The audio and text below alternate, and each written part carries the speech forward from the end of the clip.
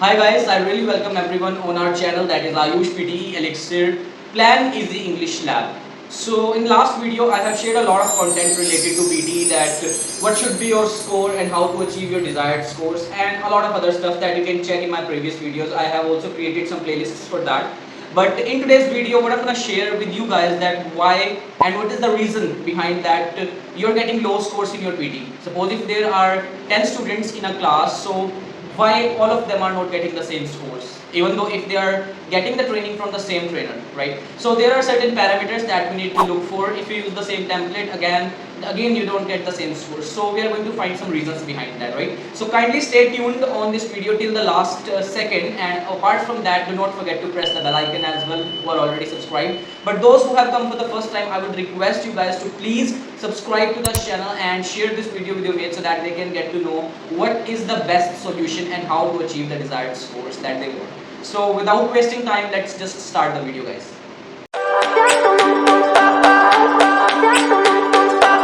So let's just start this video with the very first reason. Let me tell you guys that all of you are learning from the same trainer. आप सभी लोग, सभी students एक ही trainer से सीखते हैं.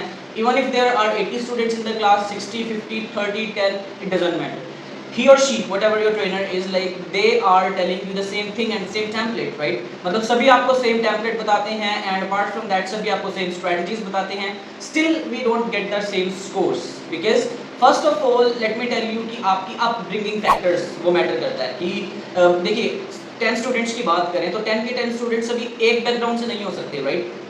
A student like Ramesh, he can be from English background, Suresh can be from Hindi background, so that matters a lot, right?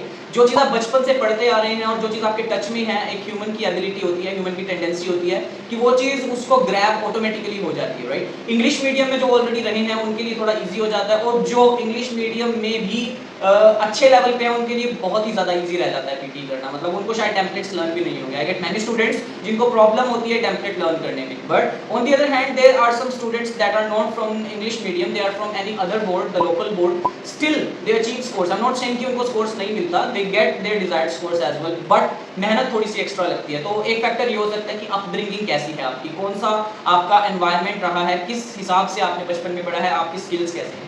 Second of all, आपका जो स्कोर उसमें मैटर नहीं करता, like that is in your templates. Like sometimes we think basically कि templates learn करने से score आ जाता है. Let me tell you guys, there is no fundamentals behind these templates. Templates are just like you can say एक लंगड़े की लाठी, जो मैंने अपनी वीडियो में बताया था. In case you are not able to speak it fluently और write it fluently without any mistake, then you will be getting low scores. So you need to remember, you need to learn those templates, but let me tell you it doesn't work for everyone. मतलब हर किसी के लिए same work नहीं करता. The first reason is upbringing, the second one is I am telling you that you can say कि जो templates होते हैं they are fixed, right? Some students they do not know how to use them, right? उनको ये नहीं पता लगता कि उसको लगाना कैसे है, फिक्स कैसे करना है. चलो पता भी लग गया कैसे लगाना है, बट बोलने में प्रॉब्लम होती है. If I'm talking about the speaking section, speaking में आप रीड अलाउड्स, रिपीट सेंटेंस या आंसर शॉर्ट क्वेश्चंस के लिए कोई टेम्पलेट नहीं रखते. हालांकि हमारे पास रिपीट सेंटेंसेस के लिए भी एक टेम्पलेट है, मैंने एक वीडियो बनाई है, आप वहाँ पर आई बटन पर क्लिक करके लिंक को चेक कर सकते हैं. उसके बाद इमेजेस, और अगर डिटेल लेक्चर की बात करें गाइस, उसके अंदर आपको टेम्पलेट्स जो मिल रहे हैं वो सबके पास सेम है. बट क्या सबका कंटेंट सेम होता है? क्या सबको सेम नजर आएगा? किसी एक व्यक्ति को, जैसे पीछे इमेज दिख रही है आपको, इसमें किसी व्यक्ति को बिल्डिंग नजर आएगी पहले, किसी को ये मूर्ति नजर आएगी, किसी को ये जो आपकी एक स्टैच्यू ऑफ लिबर्टी है वो नजर आ सकता है, किसी को क्लाउड्स नजर आएंगे. तो मोस्ट इंपॉर्टेंट एस्पेक्ट क्या है, वो मैटर करता है टेम्पलेट के लिए कि आप क्या पुट कर रहे हैं उसमें. उसके बाद जो चीज मैटर करती है that is your, you can say कि how to put those words into your template and how to speak them. If I am talking about the speaking, कि आप किस तरह से उसको बोलेंगे, मतलब बोलने का लिहाज क्या होना चाहिए, पॉजेस कहाँ पर लेने हैं, कहाँ नहीं रुकना है, वो भी चीज़ मैटर करती है इसके अंदर. तो I will let you know. वैसे मैंने इसके लिए एक सेपरेट वीडियो बनाया हुआ है रीड अलाउड्स और रिपीट सेंटेंसेस के लिए. You can go ahead and check it out. And apart from that, एक फैक्टर जो मैंने कंसिडर किया है that is your skills, right? किसी जो बच्चे के होते हैं वो स्किल्स मैटर करते हैं. देखिए किसी की प्रोनाउंसिएशन थोड़ी वीक है, क्योंकि वही अगेन लाइक अपब्रिंगिंग का बात आ जाती है यहाँ पर कि बचपन से उन्होंने उसको कैसे पढ़ा है. अगर आप एग्जॉस्ट फैन, जिसको हम लगाते हैं हवा को बाहर खींचने के लिए, उसको कई लोग एडजस्ट फैन बोलते हैं. So that is not adjust fan, it's exhaust.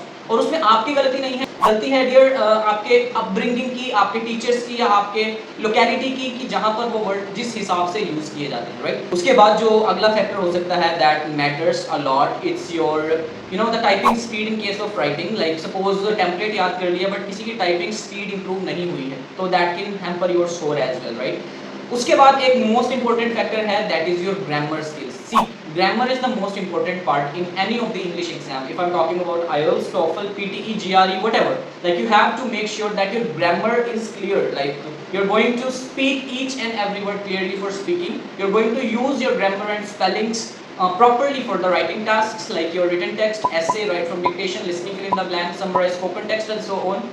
उसके बाद अगर हम बात करें लाइक रीडिंग के केस में कई बार हम लाइंस को नहीं बना पाते, हिंदी नहीं बना पाते, but there is no need to make any Hindi, like you don't have to convert it any of the Hindi sentence, just you have to understand the sentence. Reading के लिए अंडरस्टैंड कीजिए या उसके अंदर का लॉजिक पता कीजिए, या ग्रामर की ट्रिक्स जो होती हैं वो मैंने कुछ आपको ट्रिक्स बताई थी, आप उस वीडियो में जाकर चेक कीजिए। ये भी एक फैक्टर हो सकता है, मतलब आपकी रीडिंग स्किल्स जो इंप्रूव नहीं हो पा रही। और जो लिसनिंग के लिए मैंने जो सबसे ज्यादा नोट किया बच्चों के अंदर वो होती है concentration. They are not concentrated enough, like while they are listening. ये मेरे साथ भी हुआ जब मैं स्टार्टिंग की थी, मतलब 7 साल पहले पीटी पढ़ाना शुरू किया था, मेरा भी फोकस नहीं बन पाता था। But let me tell you that in this case you have to do your highlight incorrect words first, right. Highlight incorrect word से आपका फोकस बनना स्टार्ट होगा, क्योंकि जो वर्ड आपको बोले जा रहे हैं वो सामने लिखे हुए हैं, आपको गलत वर्ड्स को छांटना होता है। You have to find the wrong words out of them, right. So for that what I am gonna suggest you that कि आप उसके अंदर जो स्पीड है उसको वेरिएट कीजिए, स्लो स्पीड से स्टार्ट कीजिए, फिर धीरे धीरे करके मैक्सिमम स्पीड कीजिए। जब आपकी लिसनिंग इंप्रूव होगी, लेट मी टेल यू, जब आप अपने लिसनिंग स्किल्स को इंप्रूव कर लेंगे तब आप उस चीज़ को लिख, बोल या पढ़ पाएंगे, क्योंकि सुनना पहले ज़रूरी होता है, देन उसके बाद आप रीड कर पाते हैं। जैसे किसी छोटे बच्चे की बात करें, वो मम्मी पापा बोलना तब सीखता है जब उसको बोला जाता है, वो जब सुनता है उस चीज़ को। तो listening is the most important factor. Listening से स्टार्ट कीजिए, हाईलाइट इनकरेक्ट वर्ड से, जहाँ से आपकी लिसनिंग स्किल्स इंप्रूव होंगी। फिर उसके बाद dictation, answer short questions, repeat sentences या लिसनिंग की कोई भी टास्क है जो मोस्ट इंपॉर्टेंट है, उसके लिए भी मैंने एक वीडियो बनाई है कि मोस्ट इंपॉर्टेंट टास्क पीटी में कौन सी होती है। अब वहाँ पर जाइए, उन टास्क्स को देखिए, अपना 15 डेज का जो प्लान है पीटी का उसको चेक कीजिए। उसके बाद आप वहाँ पर अपने कुछ जो स्किल्स है उसके अंदर चेंजेस लाने की कोशिश कीजिए। स्पीकिंग के लिए आई वुड रिकमेंड कि आप अपनी फ्लुएंसी इंप्रूव करना चाहते हैं तो टंग ट्विस्टर्स पर जोड़ दीजिए। उसके लिए मैं एक सेपरेट वीडियो बनाऊंगा, but tongue twisters are elixir, you can say रामबाण होता है आपकी स्पीकिंग स्किल्स को इंप्रूव करने के लिए। राइटिंग और रीडिंग के लिए आपको ग्रामर आना बहुत ज़रूरी है guys. So these are certain tips and tricks that I find कि आपको शायद बतानी चाहिए मुझे, and you guys should know so that you can improve your like levels in the PTE exam and improve your skills.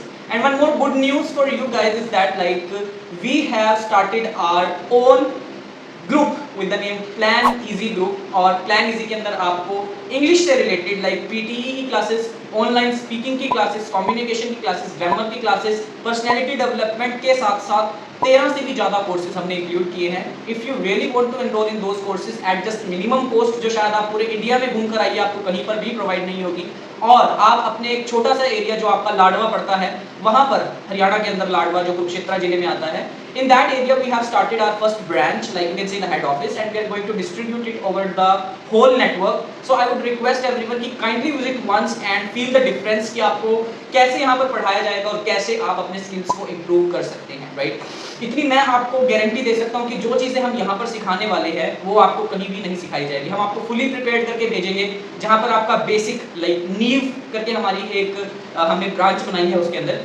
जिसमें हम कह सकते हैं प्लान इजी नीव के अंदर आपको इंप्रूव किया जाएगा। उसके बाद आपके स्किल्स को इंप्रूव करते करते इंग्लिश लैब के अंदर आपको काफ़ी सारी चीज़ें मिलेगी। इस तरह से हमने काफ़ी सारी उसके अंदर ब्रांचेस बनाई हैं, रूट्स बनाई हैं उसकी। तो आई वुड रिक्वेस्ट एवरीवन कि काइंडली कम वंस एंड एक बार इस चीज़ को करके देखें and be a good man, मतलब अपने आप को ग्रूम कीजिए, अपनी पर्सनैलिटी को ग्रूम करना सीखिए, so that you can go in an English speaking country जहाँ पर भिखारी भी इंग्लिश में बात करता है, आप भी इंग्लिश में बात कर पाएँ एटलीस्ट, और अर्निंग का सोर्स भी जनरेट करेंगे। हम आपको फाइनेंशियल एजुकेशन भी देने वाले हैं इसके साथ साथ। So kindly stay tuned and do not forget to share this video with your mates again.